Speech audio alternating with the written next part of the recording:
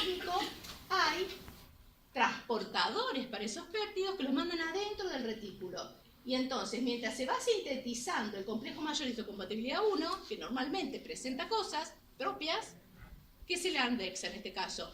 Un péptido que viene del virus. Y nuevamente, este camino, si es el mismo, pasa por Golgi y se expone en la vesícula, pero va a estar exponiendo un péptido que proviene de un virus, que fue procesado por un proteosoma. Y ahí está la diferencia entre las dos.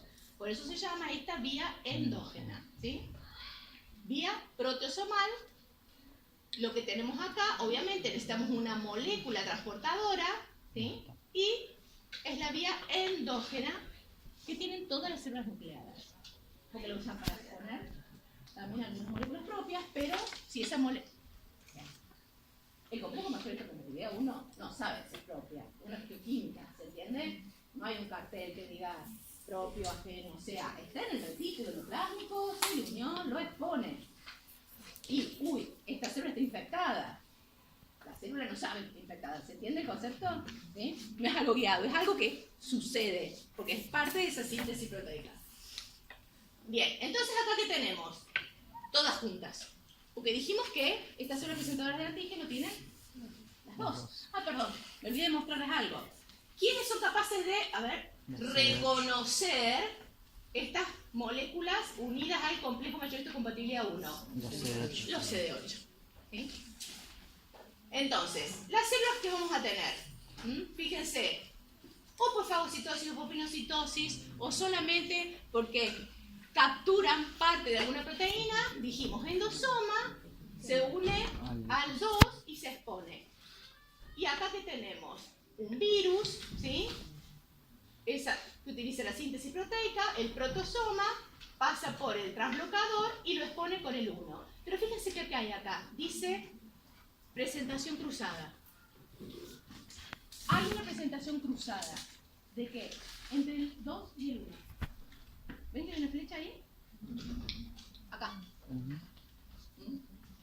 ¿No lo vieron?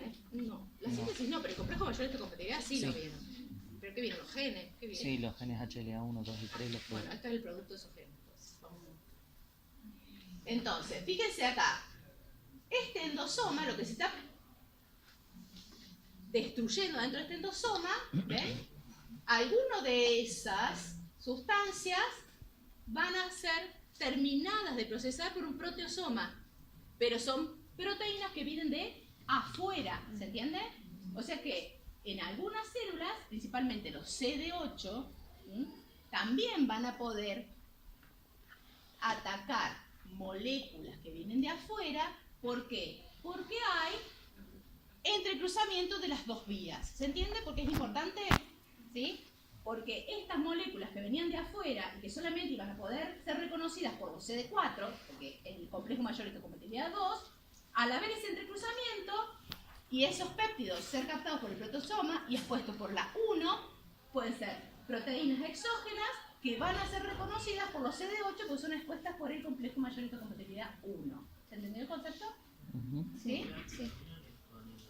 Exactamente. Entonces va a poder activar tanto las exógenas como las endógenas. El CD8 puede destruir los dos. ¿Ah? Bien. Bueno, eso es lo que dice ahí. Eso es lo que les dije para que se acuerden que se decir presentación cruzada. Bien. Entonces, ellos están produciendo en esas células dendríticas o en esas células de Langerhans, a que a su vez están exponiendo todo el receptor. Están procesando el antígeno y están siendo bombardeadas por un montón de citoquinas, ¿sí? Que le hacen exponer también algunas moléculas de adhesión que le facilitan transcurrir entre los queratinocitos para llegar al vaso linfático. ¿Se entiende? Eso sería la migración. La migración desde la piel al vaso linfático. ¿Sí? Fíjense, esto es lo que siempre les digo en los exámenes. Y la célula dendrítica migra al ganglio linfático. ¿Y qué le preguntamos nosotros? ¿Cómo? Hacemos las proteínas. Y entonces, ahí viene cómo. Fíjense todo lo que pasa para que esa célula dendrítica o esa célula Langerhans llegue al vaso linfático. ¿Sí? Los queratinocitos que liberaron, fíjense que después van a muchas citoquinas, las más importantes se repiten. Interleuquina 1, factor de necrosis tumoral alfa. Siempre está en la piel. Después en la mucosa ustedes verán cuáles son los importantes. Inician el down regulation de las ecaderinas de anclaje, porque en el lugar donde están ancladas. Se tienen que mover. ¿Qué hacen? Down regulation de esas de anclaje. Y expone otras proteínas que son receptores de quimiosina. ¿Para qué? Para que esa célula presentora de antígenos esté todavía más activada. Las defensinas liberadas por los queratinocitos reclutan más células dendríticas y células de Langerhans, porque esas, las que ya se fueron activadas, están migrando. Atraen a más. Las citoquinas de las células de Langerhans, a su vez, liberan, o sea, las células de Langerhans a su vez liberan citoquinas que mantienen activos a los queratinocitos. Hay como un feedback positivo, ¿se entiende? Y esas células dendríticas, fíjense que liberan metaloproteinasas. ¿Qué hacen? Comienzan a digerir parte de la matriz. ¿Para qué? Para que pueda, ¿sí?, empezar a través de la activación de esas quimiosinas que vimos que empiezan a polimerizar actina, que es lo que vimos antes, comience el desplazamiento entre los queratinocitos. Y a su vez, ese factor de crecimiento vascular endotelial favorece el quimiotaxismo hacia el endotelio de esos vasos linfáticos. O sea que hay un montón de señales que se van dando para que los dos tipos de células receptoras de antígenos lleguen a el vaso linfático. Ahora, eso está pasando por este lado. Mientras tanto hay otras células que están viviendo en ese tejido que está haciendo, que fue lesionado, rompió la barrera, y esos antígenos que están en el agente patógeno también activan otro tipo de células, no solamente las de Langerhans, o sea, no solamente queratinocitos, Langerhans y dendríticas, que son las que vimos, activan a otras células del sistema inmune que están radicadas ahí en la piel, ¿sí? Que son las células inmunes residentes, que son muchas de las que vieron con Selina en la clase pasada. Natural killers, ¿sí? Macrófagos, que son esos monocitos residentes en la piel, y mastocitos, o células cebadas, o basófilos que pasaron a la piel. O sea que a la medida que se van dando concomitantemente los procesos, ¿se entiende? ¿Sí? Las quimiosinas, citoquinas, que se activaron y se liberaron del queratinocito, además de activar células de Langerhans, células dendríticas, a su vez del antígeno, activar los queratinocitos, las células de Langerhans, las células dendríticas, estas células también son activadas por citoquinas y por la misma presencia del antígeno. ¿Qué van a hacer estas? Las natural killers las vieron con Selina. ¿Vieron algo? Sí. ¿Sí? Sí. Se llaman linfocitos NK o linfocitos natural killer. Fíjense, son de gran tamaño. ¿Se acuerdan que les dijo que no se pueden reconocer en un frotis? Pero son células que pasan al tejido y quedan radicadas en el tejido. Serían, entre comillas, otros centinelas en este caso de la dermis. ¿Cómo se puede activar ese natural killer? Fíjense, anticuerpos. ¿Qué quiere decir? Que si hay algún agente patógeno que está recubierto por anticuerpos, es rápidamente reconocido por natural killer. Y si no, ¿qué hace? Se necesita del contacto de las dos células. ¿Ven que están pegadas las dos células? Acá están como intercambiando información. El natural killer tiene un montón, todos, yo no sé los nombres, pero tienen 20 millones de receptores, proteínas de reconocimiento. Entonces, ¿qué hacen? Se tocan, porque también es como un centinela, es que no te va tocando células. Entonces, cuando toca células normales, hay uno que no se activa. Entonces, este sigue su recorrido, el natural killer. Cuando toca una célula que tiene una modificación como una célula cancerosa, hay un contacto más intenso, entonces se activa el natural killer. Y el natural killer destruye esa célula cancerosa o esa célula que tiene un virus, ¿sí? O sea que hay dos formas de que ese natural killer se active. Una vez que, ven, acá que tenemos una célula, ¿sí? Ven, aquí está el natural killer, y acá en esta célula, que es una célula normal, el reconocimiento, ven que le está exponiendo el MC1 con una proteína propia, no hay switch, sigue. Ahora, la célula cancerosa no está exponiendo nada, y entonces entonces se activa y se liberan de estos gránulos que tienen. ¿Qué les dijo Celina? ¿Cómo es el mecanismo de acción de esos natural killer? Exactamente. Esos gránulos contienen proteínas que se van a anclar y van a generar poros, ¿sí?, en la célula cancerosa en este caso, y también liberan granzimas, que son proteasas. O sea que ataca esa célula, fíjense, ¿qué le hace? Literalmente un agujero. Cuando hay un agujero en una membrana celular, se va a terminar rompiendo, ¿por qué? Genera lisis, ¿por qué? Y no tiene capacidad de responder al aumento del volumen celular. ¿Ah? Bien, entonces, esa activación indirecta también, ¿por qué? Por RRPP, porque tienen capacidad de reconocer antígenos.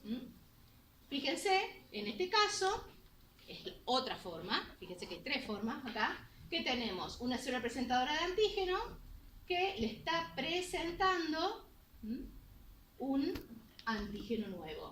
Y a su vez que está liberando citoquina interleuquina 12, que activa a este natural killer. Entonces, con esa señal, cualquier otro elemento que tenga ese mismo patrón molecular va a ser reconocido y destruido. Obviamente que toda célula que es activada, a su vez, empieza a liberar citoquinas. Por eso es una gran cascada de señales químicas. Fíjense que todas se activaron. Esos toll receptors terminan generando síntesis de citoquinas y liberación de citoquinas. Todas van a liberar citoquinas. Fíjense que hay varias que son siempre, ¿qué tenemos acá? Interleuquina 1, factor de necrosis tumoral alfa. Son las que siempre están presentes.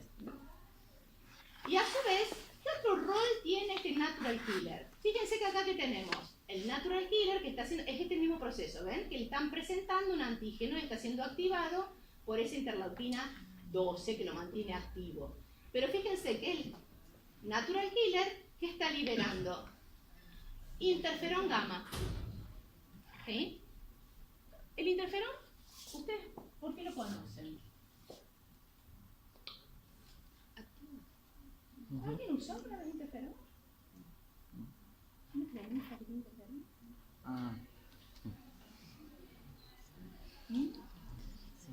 ¿Por qué? ¿Para qué se usa? El herpes. O sea que el interferón, ¿para qué sirve? Para señalizar que hay virus. ¿Se entiende? Bien. Es liberado en este caso ese interferón gamma y fíjense qué hace. Mantiene activas células dendríticas que estaban presentando a ese patrón molecular y a su vez hace función regulatoria sobre los linfocitos CD4 y CD8.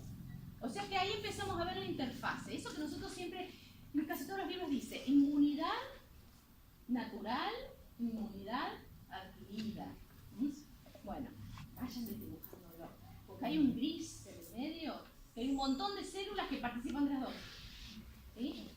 Porque regulan a las células específicas de la inmunidad específica, simplemente a los linfocitos T, y a su vez participan y regulan algunas células de la inmunidad. Ahí ya tenemos todas las células presentadoras de antígeno que tienen la capacidad de reconocer patrones y específicamente no tienen memoria, pero activan linfocitos, están en el gris. Los natural killers también tienen capacidad de regular para un lado y para el otro.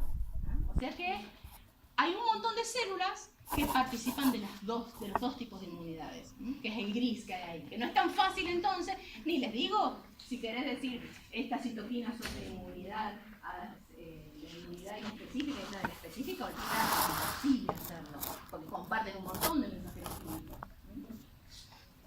Bien. ¿Qué otras células dijimos que estaban ahí? Los macrófagos. Estos sí los conocen de biología. Son los más famosos los macrófagos. ¿Sí? Muy importantes. Obviamente que ustedes ya vieron que estos macrófagos se van a transformar en distintos tipos celulares dependiendo, que dijimos, del microambiente químico donde arriba el monocito. El monocito que se transforma en macrófago. Cuando está activado, obviamente, ¿qué libera? Citoquinas.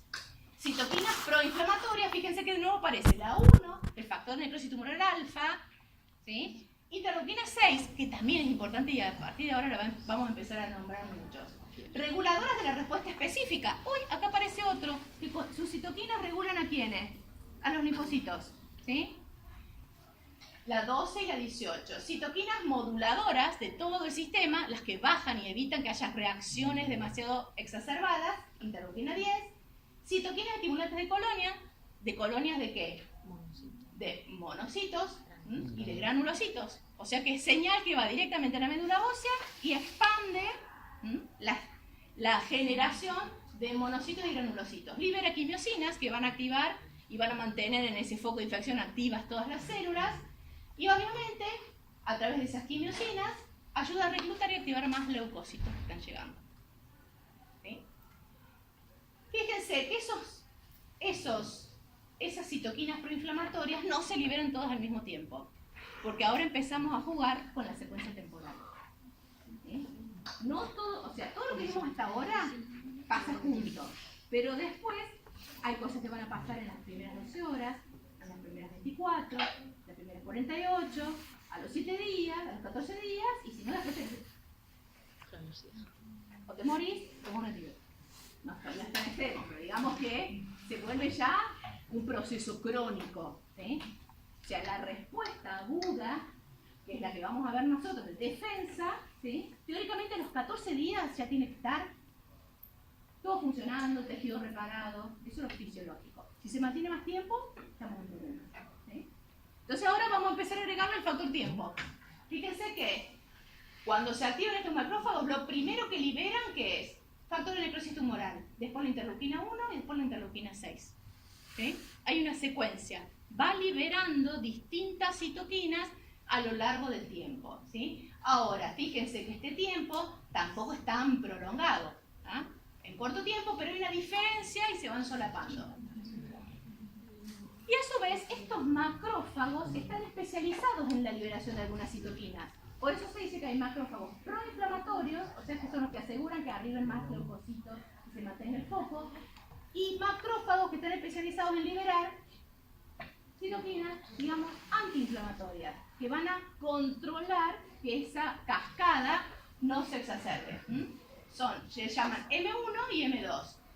Estos M2 que secretan muchas sustancias antiinflamatorias son los que se activan más tardíamente y van a participar del periodo de reparación tisular.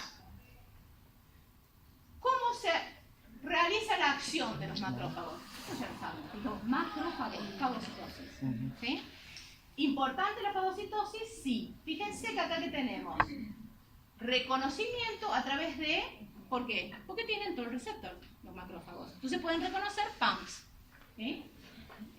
Y eso ayuda, esto no se ve bien, pero cuando vean, esto es un macrófago, estas son bacterias que van a ser literalmente fagocitadas, se forma el fagolisosoma, y ahí, ¿cuáles son los dos principales productos que tienen esos gránulos? Que lo vieron con serina, especies reactivas de oxígeno, que terminan destruyendo la bacteria, y si no, fíjense que tenemos acá NOS y arginina. Arginina lo agarra la óxido nítrico sintetasa, se libera óxido nítrico adentro de la vesícula, y eso colabora con la ruptura del antígeno.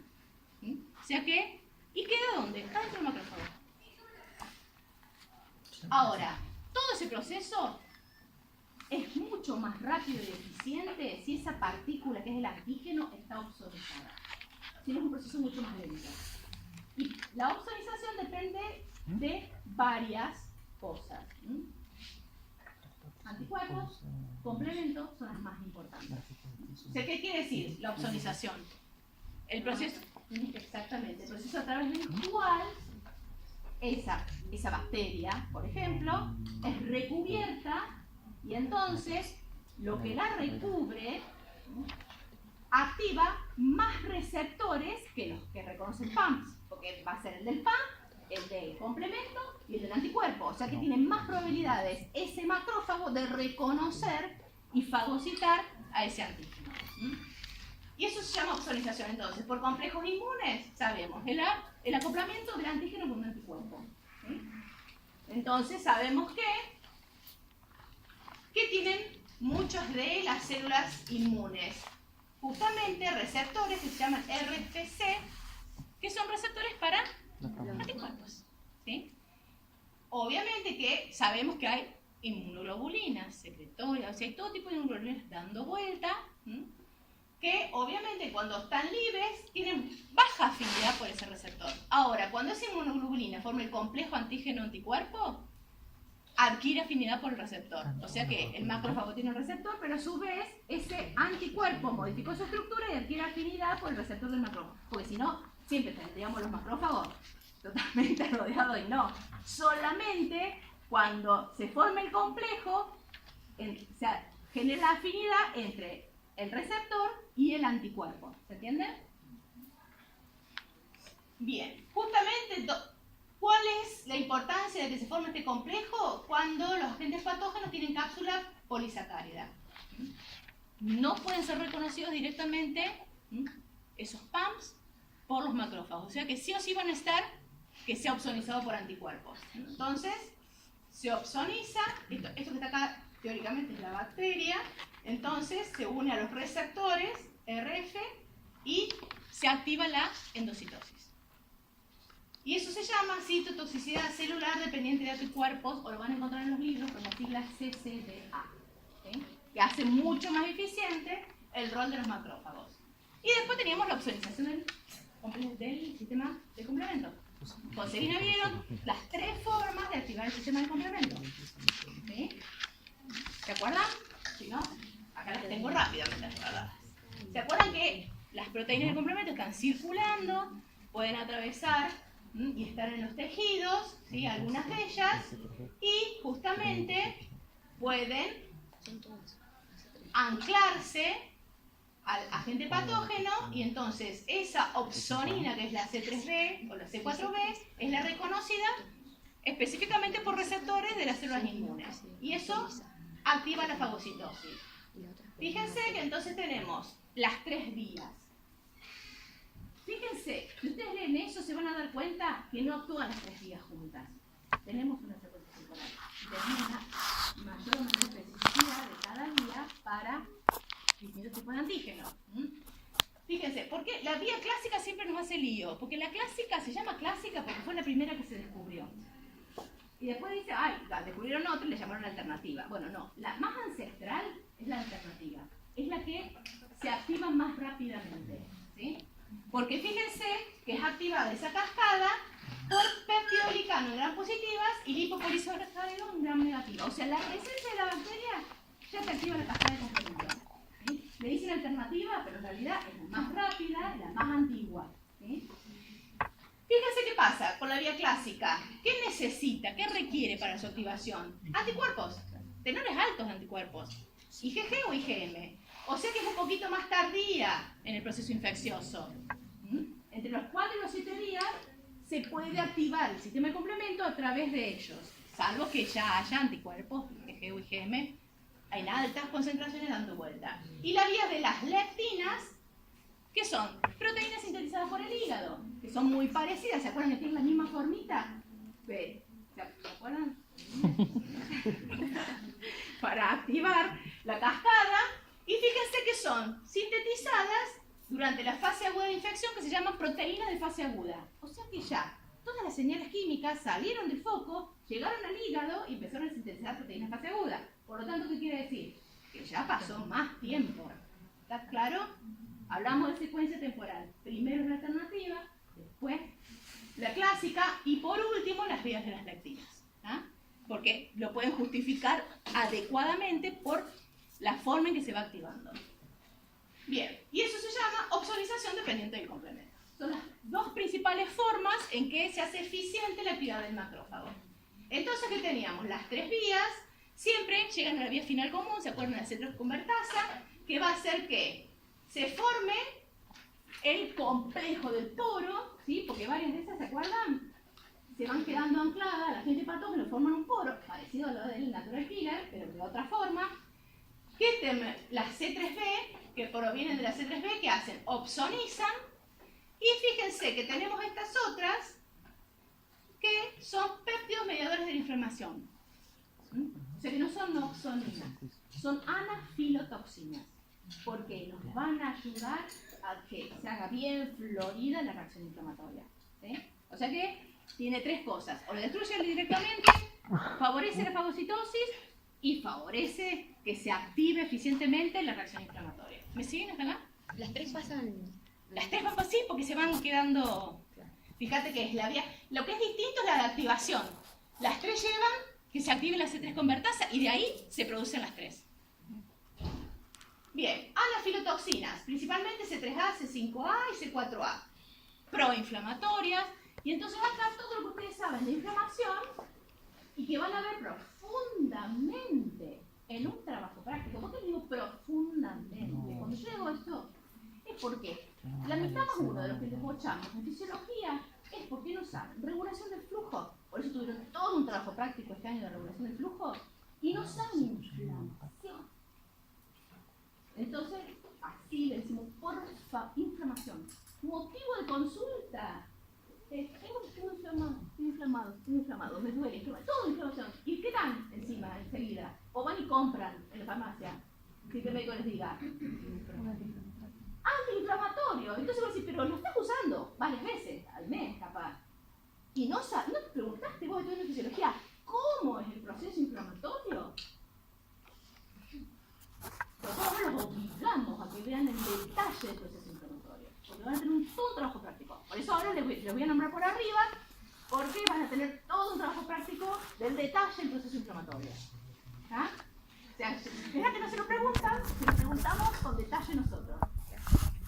Bien, por eso acá lo voy a pasar rápido. ¿Sí? Avísenme, chicos, la hora, porque yo sí no puedo seguir hablando. ¿Qué hora?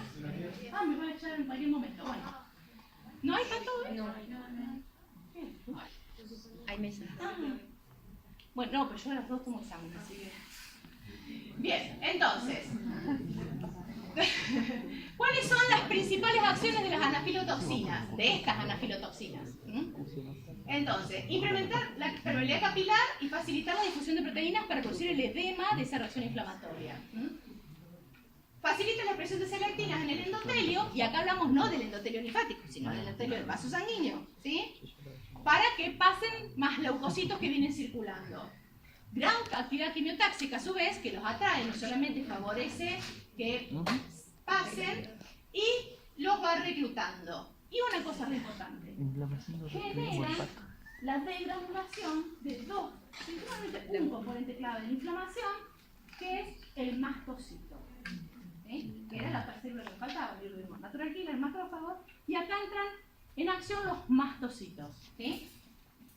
Basófilos, células cebadas, ¿sí? Están circulando. ¿Qué va a liberar? Histamina, que produce vasodilatación y aumento de la permeabilidad. ¿Sí? Ya vieron ustedes cómo la histamina produce aumento de la permeabilidad, ¿cierto? Bien. Ahora tienen que entender cómo produce vasodilatación. Exacto. No ahora. ¿Qué más tenemos? Prostaglandinas y leucotrienos. También en el trabajo práctico, ¿qué van a ver? ¿Cuáles son las prostaglandinas y cuáles son los leucotrienos que se activan durante el proceso inflamatorio? Porque ya hemos visto y hemos nombrado un montón de veces los derivados del ácido araquidónico o icosanoides y hemos dicho que producen un montón de cosas, porque son un montón.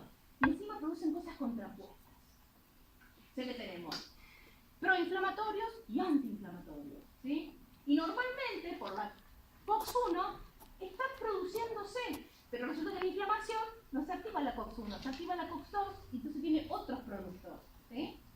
Entonces también tenemos que reconocer cuáles de esos icosanoides son los proinflamatorios.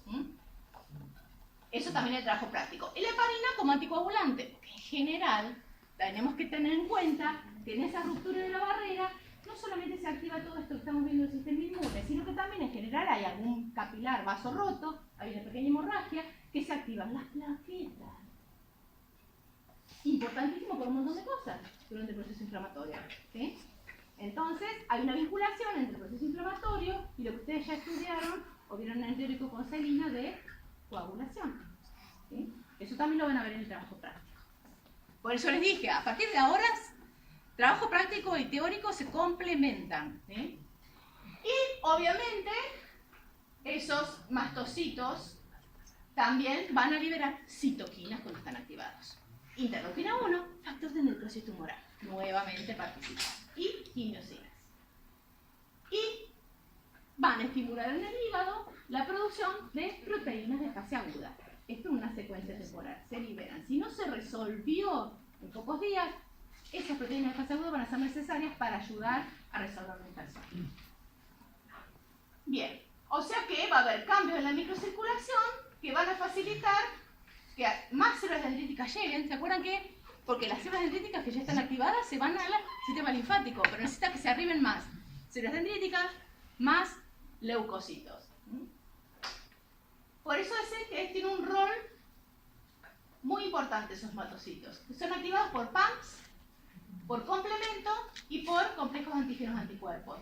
Obviamente que cuando es por algún receptor, se activa toda la cascada. Cuando le digo así, toda la cascada, quiere decir que no es necesario que se lo aprenda la cascada. ¿Se entiende? Pero sí es necesario que se aprendan los productos de ese mecanismo de transducción. Que son citoquinas, ¿sí? ¿Qué cosa?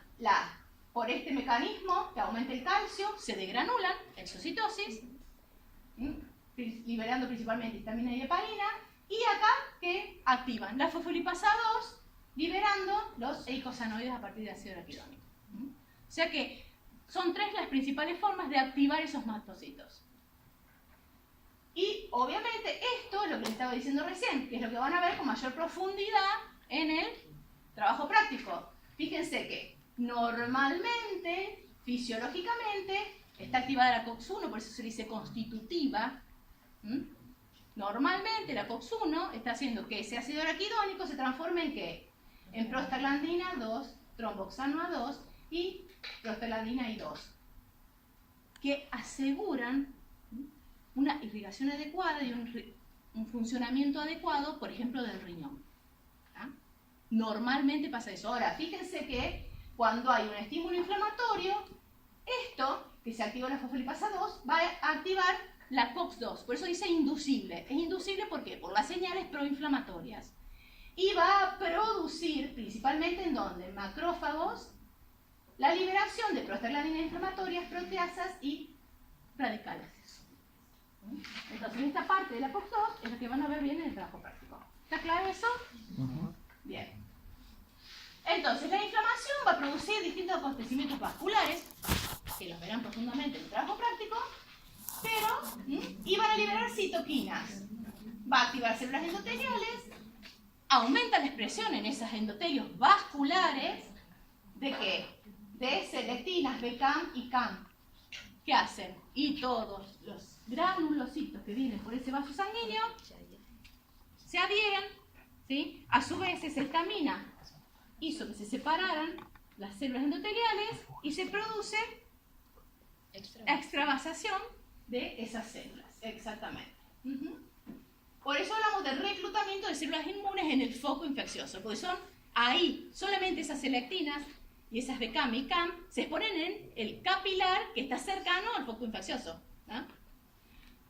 Y a su vez que tenemos las quimiosinas que los atraen. O sea que tenemos un foco que atrae y recluta células inmunes. Migran neutrófilos y linfos T, los dos. Neutrófilos son los dos principales que van migrando, y principalmente este proceso se da en las venas postcapilares. ¿Sí? O sea que tenemos el endotelio, cuando se está convirtiendo en vénula, ahí es donde se produce el reclutamiento y extravasación.